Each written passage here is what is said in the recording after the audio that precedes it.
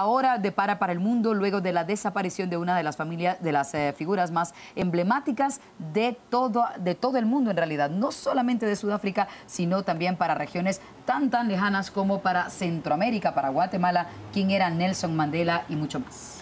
Así es, tras conocerse del deceso del expresidente de Sudáfrica, pues muchos son los análisis que se hacen en torno a lo que ha significado el trabajo que hizo Nelson Mandela para realmente unificar a aquella nación en África. Para hablar de ese tema nos acompañan acá en el estudio el sociólogo Denis Valvert y Cecil de León, experto en temas internacionales. La primera pregunta sería, ¿por qué hace sentido en un país como Guatemala recordar el trabajo de Nelson Mandela? Ceci. Gracias, buenos días. Buenos días. En realidad, una figura emblemática, una figura mundial, especialmente en Guatemala, donde, al igual que en Sudáfrica, de hecho se vivió un apartheid, es decir, una imposición racial, división de blancos y negros. Sí. Y en Guatemala lo hemos vivido, de hecho, quizá no hemos tenido una legislación precisa y específica como en Sudáfrica, pero hasta 1996 en Guatemala y con la firma de la paz, pues esa esclavitud formal, digamos, no declarada, que hasta ahora empieza a desarrollarse esa libertad y esa ciudadanía, sobre todo de los pueblos mayas y de los pueblos indígenas, pues tenía obviamente una relación directa con esa situación de Sudáfrica. Nelson Mandela logró, como él mismo dijo, revertir desde la posición blanca y desde la posición negra, decía él, ¿verdad? Una nueva forma de pensar, una nueva forma de ver el mundo, de verse entre sí mismos como una comunidad, de ver su país y de ver hacia el futuro, y es lo que tenemos hoy. Es increíble ver cómo ahora en estos días han estado entrevistando a ciudadanos y ciudadanas sudafricanas y ese respeto, ese reconocimiento, pero sobre todo pensar que hace pocos años no existían, estaban sometidos a guetos, sí. No tenían prohibición para entrar a ciertos lugares, no podían desarrollar actividades, tanto públicas como privadas. No podían votar y menos ser electos como... No eran ciudadanos. Sí. Y esa fue la lucha. Esa fue la Sí. lucha estratégica de Mandela. Bien, ¿qué les parece si para quienes hoy están apenas tratando de adentrarse o recordar quién era Nelson Mandela, incluso para las nuevas generaciones, hablamos un poco de la historia de Nelson Mandela? Nace en 1918, pues era un ciudadano más, aunque no se le calificaba así en ese momento a quienes eran de ascendencia de raza negra, pero empieza a desarrollar una vida que marcaría la historia del mundo. ¿Quién quiere empezar? Bueno, sí, claro. De alguna manera podríamos decir que la vida incluso de Nelson Mandela, a pesar de ser parte de una población que se encontraba en una condición evidentemente muy desigual con relación a sus pares de origen blanco, étnicamente hablando, sí que se encuentra en una situación privilegiada con relación a sus mismos conciudadanos de raza negra, ¿no? Incluso lograr el acceso a un nivel educativo que finalmente es el que le lleva a lograr el título de abogado, ¿no? Incluso abrir, junto con uno de los fundadores del Consejo Nacional Africano, uno de los primeros bufetes precisamente para poder asesorar legalmente a ciudadanos negros para que la situación, claro, del apartheid, que era todo un aparato jurídico en un primer lugar y todo un control, podríamos decir, socioterritorial, que finalmente lo que permitía era justificar un tipo de desigualdad entre dos etnias. Es decir, intentar mantener en el siglo XX una de las formas, digamos, de dominación colonial que era propio de las colonias de África, las colonias que estaban en el África del Sur de origen tanto holandés como británico, ¿no? Entonces yo creo que uno de los méritos finalmente de Mandela es precisamente en un inicio empezar con una resistencia no violenta. Finalmente las mismas vías, el mismo cierre político que hay en el sistema que permite el apartheid es el que genera que varios grupos dentro de esta resistencia vayan tomando otras vías que no es la pacífica, es decir, un poco la vía armada, un poco lo que al final lleva a podríamos llamar destierro al final de Mandela durante 27 años en prisión, y que finalmente hace que esta persistencia, este símbolo de lucha, de mantenerse frente a la adversidad y mantenerse como parte de un movimiento que intenta liquidar un sistema a todas luces injusto y mantener esa persistencia y esa coherencia como persona y como político durante 27 años es uno de los grandes méritos de Nelson Mandela, ¿no? Precisamente ese periodo marca, digamos, o va formando a Nelson Mandela post-prisión. Para entendimiento de la audiencia, ¿por qué llega Nelson Mandela a la cárcel? Porque él es un joven privilegiado que tiene acceso a la educación, una cuestión casi impensable en esos momentos en Sudáfrica, y eso le permite rodearse con una vida que no tienen todos los demás. Pero eso también le permite acceder a la universidad, como dijo ya Denis,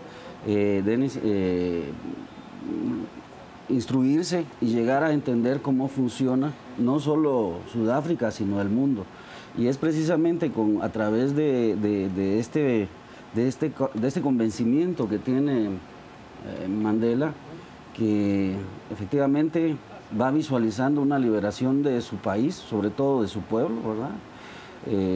Y traza una estrategia que lleva a diferentes puntos, ¿verdad? De tensión, de distensión, pero él es un estadista que tiene una estrategia y que como Gandhi se opuso a una situación de hecho, a un colonialismo brutal, y que con el pragmatismo, la negociación y la lucha, pero sobre todo la perseverancia, ¿verdad? Porque fue un hombre que pasó no solo 27 años en la cárcel, sino desde su juventud hasta el día en que murió siguió siendo el mismo. Hablemos del momento de su detención, porque él ya era un activista, la gente ya lo seguía, lo arrestan, pero nadie puede hacer nada por sacarlo y permanece 27 años, que también empezó a formar un liderazgo impresionante dentro de la prisión. Efectivamente, una de las cosas que él hizo fue aprender sobre la cultura del enemigo, porque él dice que hay que trabajar, es necesario trabajar con el enemigo para conocerse e incluso llegarse a ser amigos. Y eso fue lo que hizo efectivamente en una situación donde los ciudadanos negros no tenían ningún derecho, pues es lo que a él le hace, sobre todo esa injusticia, desde la cárcel terminar sus estudios de derecho, ¿verdad?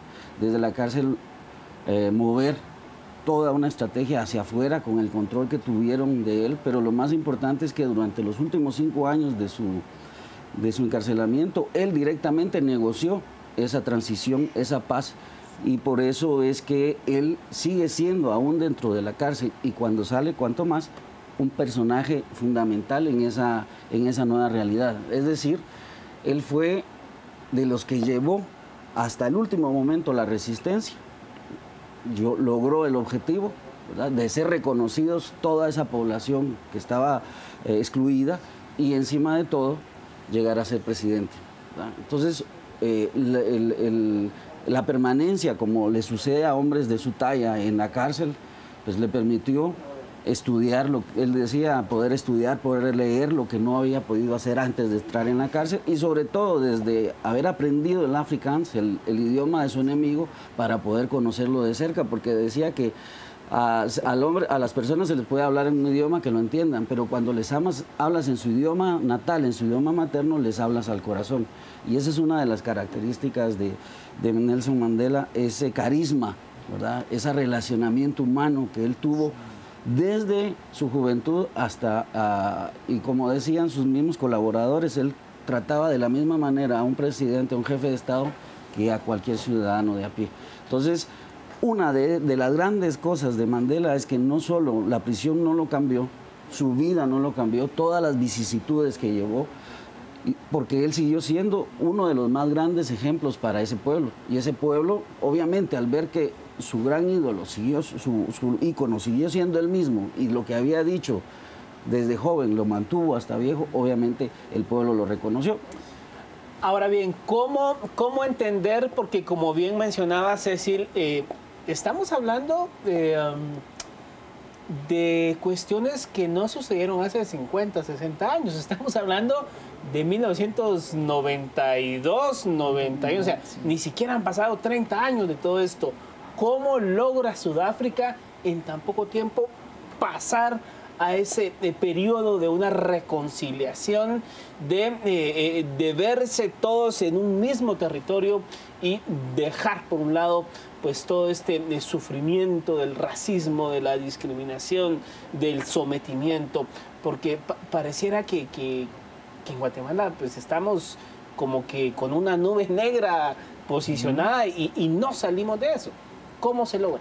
Bueno, en primer lugar yo creo que hay que resaltar algo que ya bien mencionaba Cecil en el sentido de la calidad de estadista de Nelson Mandela, en el sentido de, a pesar de pasar 27 años en prisión, no perder la perspectiva política y sobre todo esta perspectiva inclusiva de un proyecto nacional incluyente dentro de su país.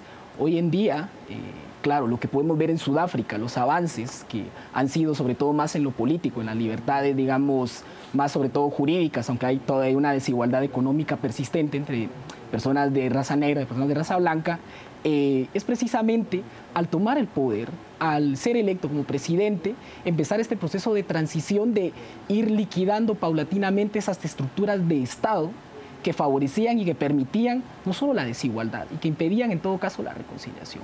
Numerosas veces también Mandela lo mencionó, no podía hacerse una transición adecuada si no había una justicia. Digamos, en ese sentido podemos hablar de que Mandela es el primer eslabón, algo que usualmente a veces no se valora o dimensiona correctamente, el hecho de que ciertas libertades civiles a las que en muchos contextos sociales se está tan acostumbrado, no se tenían en Sudáfrica para una gran mayoría de la población. Entonces, digamos, este es el camino y por eso podemos hablar hoy, 20 años después, ha habido un camino que ha sido transitado ya por esta nación, precisamente bajo un liderazgo incluyente como el de Mandela. Yo quisiera agregar a eso, si me permiten, y es que la negociación entre Mandela y los jefes del gobierno apartheid, el último gobierno apartheid, pues fueron al más alto nivel. Y esa conducción de esas negociaciones y el posterior salto a gobierno de Mandela, cuando sale, porque antes de que Mandela fuera electo fue integrado un gabinete conjunto. Entonces, además de todo, lo que se sobresale ahí es una voluntad política, lo que no ha habido aquí. Una voluntad política, digamos, del más alto nivel para hacer cambios reales. Era impensable, decían que en Sudáfrica ver a un hombre negro y a una mujer blanca, a una pareja de diferente color. Prohibido totalmente. Prohibido. En Guatemala tampoco era muy común ver a un indígena, a una pareja indígena y ladina besándose en las calles antes de la firma de la paz. Hoy nos parece tan común, pero antes no había eso. Entonces hay muchos paralelismos entre Guatemala y Sudáfrica, pero la diferencia fundamental es que hubo la voluntad real política de la gente con poder de hacer cambios reales. Pero ¿cómo consiguió eso Nelson Mandela? Porque el apartheid estaba en los simientes de quienes estaban ejerciendo el poder en ese momento en Sudáfrica, pero él llega y como tú decías, él logra hablar al corazón. Pero ¿cómo llega? Porque es más allá de un sentimiento. Él, pues, ¿cómo utilizó esa filosofía como estadista para hacer que los otros, al final de cuentas, hicieran lo que él necesitaba para defender a sus ancestros y a sus descendientes? Pues antes que nada tenía un liderazgo social, ¿verdad? Tenía multitudes que estaban esperando qué decía él. ¿Qué era? ¿Era su discurso? ¿Era su comportamiento? Era el todo. Tenía esa personalidad, leía yo, que era capaz de seducir a las personas y es una cualidad básica de cualquier político, la seducción, y él la tenía al máximo precisamente por el entorno donde había crecido, porque él se vestía como un actor de Hollywood en sus tiempos mozos. Sí, era muy coqueto, ¿verdad? Pero, digamos, esa personalidad, pero sobre todo el ejemplo y no perder el control sobre, a pesar de las limitaciones, sobre todo el movimiento. Y él tuvo claro una cosa, creo yo, que la lucha fue un medio, no fue un fin. Y esa capacidad de, digamos, poner las cosas, los instrumentos de lucha en su momento adecuado, por un lado la radicalización, pero por el otro lado las conversaciones y la negociación, hacen al final ese resultado. Esto nos lleva a pensar, Guatemala pasa todo este tema de realmente sentar las bases para eliminar la exclusión, discriminación, desigualdad. por un líder indígena, o no pasa el tema por un líder indígena, o es más cuestión realmente, como decías, de voluntad política, de querer darle cara vuelta al sistema? Yo creo que en este sentido hay que hacer una valoración sobria. Precisamente retomo la figura de Mandela, que está, digamos, al frente también de todo un movimiento que no está compuesto, hay que aclararlo, únicamente por una reivindicación étnica de carácter negro, sino también por diversos sectores progresistas dentro de la minoría blanca en Sudáfrica. Es decir, es el representante o es la cara más visible de un proyecto nacional. Entonces, digamos, por analogía podemos extrapolarlo al caso guatemalteco, donde podríamos estar hablando de que estamos hablando de que este tipo de cambios lo generan estos liderazgos de los que hablaba Cecil, al más alto nivel, no solo en los niveles económico-empresariales, en los niveles de liderazgos sociales, son los que se ponen en conjunto y son los que generan un acuerdo político. Pero, sin embargo, en nuestra realidad ese acuerdo aún no existe.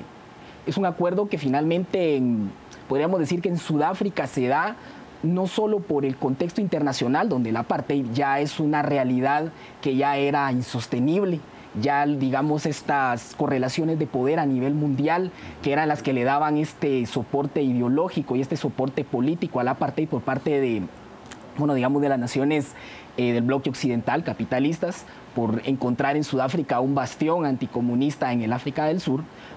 Digamos que cuando se rompe ya toda esta correlación de fuerzas, también el apartheid va perdiendo sentido. Y es ahí donde también, digamos, de nuevo volvemos a resaltar la figura de Mandela como una figura política que también hace una lectura adecuada del contexto, donde sabe de que potencialmente el quiebre del apartheid puede llevar a una conflictividad social aún mayor, a una balcanización del conflicto. Entonces, tener esa lectura para poder crear este tipo de acuerdos al más alto nivel de los que hablaba Cecil, yo creo que es algo que aún no tenemos. Ahora, yo quisiera tratar de buscar la forma de... va a ser difícil porque se los pregunto de un momento a otro, pero ¿hay otra figura como Mandela? ¿Quién como Mandela en el mundo a nivel internacional? Y claro, traigámoslo a Guatemala. ¿Hay alguna figura que pueda ser resaltada como Guatemala? Yo creo que tal vez no reconocida, pero que sí hay gente muy valiosa en Guatemala que son casi esos héroes anónimos. Mandela fue un héroe, solo que nada anónimo. Él fue un héroe real que la gente vio, que la gente tocó y que hoy pues muchos hasta idolatran porque realmente están perdiendo una figura que simplemente con el hecho de estar allí generaba paz, generaba decir, allí está mi papá. De hecho, el propio presidente dijo recién, ahora al anunciar la muerte de Mandela, el presidente Zuma dijo, hemos perdido a nuestro papá, se fue nuestro papá. Es decir, lo veían como alguien que les protegía, que les daba seguridad. ¿Quién como Mandela en el mundo? ¿Quién como Mandela en Guatemala? Hoy en el mundo pues, es tan caótico y sobre todo que tenemos la información inmediata de todo el mundo. Seguramente hay o seguramente se están desarrollando, pero cada situación es diferente, el contexto es diferente, las fuerzas que lo motivan son diferentes. Precisamente nunca sin esa correlación de los bandos que se enfrentan se puede llegar a cambiar la situación si no se sientan, si no negocian, si no hay intereses que motivan. En Guatemala, antes del 92 no conocíamos a Rigoberta Menchú, por ejemplo, un ejemplo muy local. A partir de ahí Rigoberta es un personaje no solo nacional, sino internacional por el Nobel, pero apenas está incursionando en la política. Es decir, lleva una incursión como candidata, es mujer, es indígena y la diferencia quizá en Guatemala es que no ha cambiado la mentalidad. Decía que Mandela combatió las ideas de los blancos como las ideas de los negros mismos radicales o que según él no iban a mantener ese conflicto, ¿verdad?